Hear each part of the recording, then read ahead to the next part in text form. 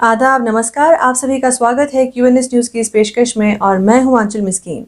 हमारी आज की पेशकश शुरू करने से पहले यहाँ हम हमारी परसों की वीडियो जिसमें हमने पुलवामा में चल रहे इश्यूज पर रिपोर्ट तैयार की थी, उसी के एक हिस्से के बारे में हम एक फॉल्ट करेक्ट करना चाहते हैं। उसके जिस हिस्से में हमने कहा कि पुलवामा डिस्ट्रिक्ट हॉस्पिटल से एक डॉक्टर को एज अ ड्रग पेडलर पकड़ा गया, बस यही हम इस इंफॉर्मेशन को करेक्ट करना चाहते हैं। असल में वो डॉक्टर जिन्हें अरेस्ट किया गया वो डॉक्टर समयउल्लाह डार डिस्ट्रिक्ट हॉस्पिटल पुलवामा से नहीं बल्कि जौनपुरा शोपियन में एज गायनाकोलॉजिस्ट पोस्टेड थे। बस उनको पुलवामा से अरेस्ट किया गया था और साथ ही आपको ये भी बताएं कि वो पुलवामा के ही रहने वाले थे। बस यही वो गलती थी जिसे हम यहाँ करेक्ट करना चाहते थे और इस गलती के लिए क्यूएनएस न्यूज़ खेद प्रकट करता है। चलिए अब बढ़ते हैं हम हमारे आज की रिपोर्ट की ओर। एक हेडलाइन कुछ दिनों से सोशल मीडिया में और अखबारों में बहुत दिखाई दी, तो उसी हेडलाइन से जुड़ी हमारी आज की रिपोर्ट है। जिस हेडलाइन की हम बात कर रहे हैं वो ये है कि इस एकेडमिक ईयर में स्कूल्स में लगभग 22 लाख स्टूडेंट्स का एनरोलमेंट देखने को मिला।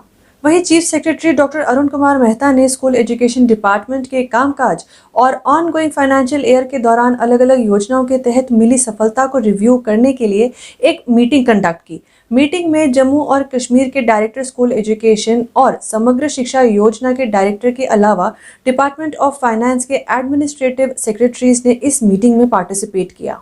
इस मीटिंग में ये बात सामने आई कि इस एकेडमिक ईयर में यूटी के गवर्नमेंट और प्राइवेट स्कूल्स में 22,07,296 स्टूडेंट्स की क्यूमुलेटिव एनरोलमेंट हुई। इसके अलावा ये इन्फॉर्मेशन भी दी गई कि डिपार्टमेंट ने स्कूल एजुकेशन सेक्टर में कई रिफॉर्म्स इंप्लीमेंट किए, जैसे ट्रांसपेरेंट और सिंप्लीफाइड ट्रांसफर पॉलिसी, फी फिक्सेशन कमेटी से जुड़े रूल्स फ्रेम करना वगैरह।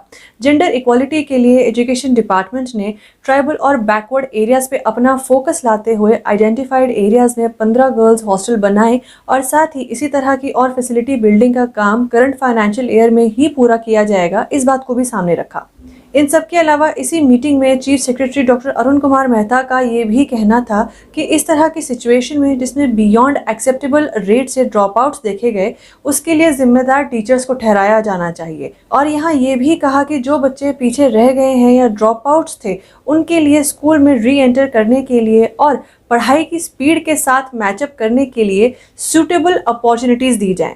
देखा जाए तो इस मीटिंग के आउटकम से ये बात साफ है कि एडमिनिस्ट्रेशन जम्मू कश्मीर में एजुकेशन की सिचुएशन को बेहतर करने के लिए हर तरह के एफर्ट्स लगा रही है। पर फिर भी यहाँ इस बारे में बात करते समय एक अलग पिक्चर हमारे दिमाग में आई और उस पिक्चर को हम आप तक हमारी रिपोर्ट्स के जरिए कई बार पहुँचा चुके हैं।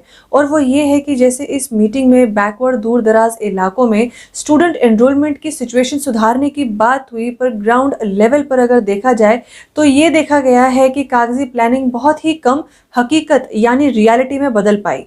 और जिस झरझर हालत में दूर दराज इलाकों में एजुकेशन सिस्टम चल रहा है, फिर वो चाहे इंफ्रास्ट्रक्चर हो या एजुकेशन प्रोवाइड करने का तरीका, वो बच्चों के लिए किसी भी हालत में इनकरेजिंग नहीं है या मोटिवेटिंग नहीं है कि बच्चों का मन हो पढ़ने का। और इसके अलावा यहाँ ये भी कहना बहुत ज़रूरी है कि जिस तरह इस मीटिंग में फॉल्टी टीचर्स को कसे जाने की बात कही गई, उसी तरह एडमिनिस्ट्रेशन को ये बात भी नज़र में रखनी चाहिए कि कई ऐसे टीचर्स भी हैं जो आउट ऑफ द वे जाकर बच्चों को पढ़ाते हैं और वैसे टीचर्स फाइनेंशियल कमी से पढ़ाना ना छोड़ें, उसके लिए उन टीचर्स को इंसेंटिव्स टाइम पर टाइम दिए जाए। और इसके अलावा यहाँ ये कहना भी बहुत ज़रूरी है कि जिस तरह इस मीटिंग में फॉल्टी टीचर्स को कसे जाने की बात कही गई, उसी तरह एडमिनिस्ट्रेशन को ये बात भी नज़र में रखनी चाहिए कि कई ऐसे टीचर्स हैं जो आउट ऑफ द वे जाकर बच्चों को पढ़ाते हैं और वैसे टीचर्स फाइनेंशियल कमी से पढ़ाना ना छोड़ें, उसके लिए उन टीचर्स को इंसेंटिव्स टाइम टू टाइम दिया जाना चाहिए, क्योंकि उन रिवॉर्ड्स से वैसे टीचर्स भी इंश्योर्ड और सिक्योर फील करेंगे कि एडमिनिस्ट्रेशन उनकी एफर्ट्स को एक्नॉलेज कर रहा है और इससे वो डबल जोश से बच्चों को पढ़ाने में लग जाएंगे। एनरोलमेंट काउंट कम ना हो, ज़्यादा ड्रॉप आउट्स ना हो, उसके लिए एजुकेशनल इंफ्रास्ट्रक्चर को ल्यूक्रेटिव और अट्रैक्टिव बनाना बहुत ज़रूरी है, क्योंकि दूर दराज इलाके में बसे बच्चों के माँ बाप अपने बच्चों को पढ़ाने के लिए ज़्यादा मोटिवेटेड नहीं होते हैं। बहुत ही कम माँ बाप ऐसे होते हैं जो दूर दराज इलाकों में रहते हुए, कम फैसिलिटीज़ में रहते हुए भी अपने बच्चों को पढ़ाने में इंटरेस्ट शो करते हैं। तो ये चंद पेरेंट्स की गिनती बढ़े, उसके लिए एडमिनिस्ट्रेशन को एजुकेशन डिपार्टमेंट में और इनोवेटिव चेंजेस लाने की ज़रूरत है। इसके अलावा एक और पिक्चर जो एब्सोल्यूट कॉन्ट्रास्ट है वो भी हमारे जहन में आया, और वो ये 22 लाख की गिनती है। अगर आपको याद हो तो कुछ समय पहले यही 22 लाख की गिनती ने सोशल मीडिया की खबरों में गर्माहट लाई थी। वो 22 लाख की गिनती जम्मू कश्मीर की अनएम्प्लॉयमेंट की रेट थी।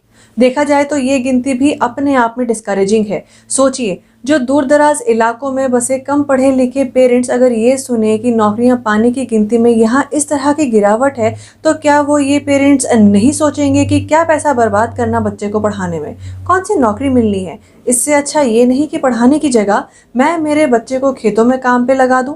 क्या ये सोच, ये सिचुएशन सीरियस नहीं?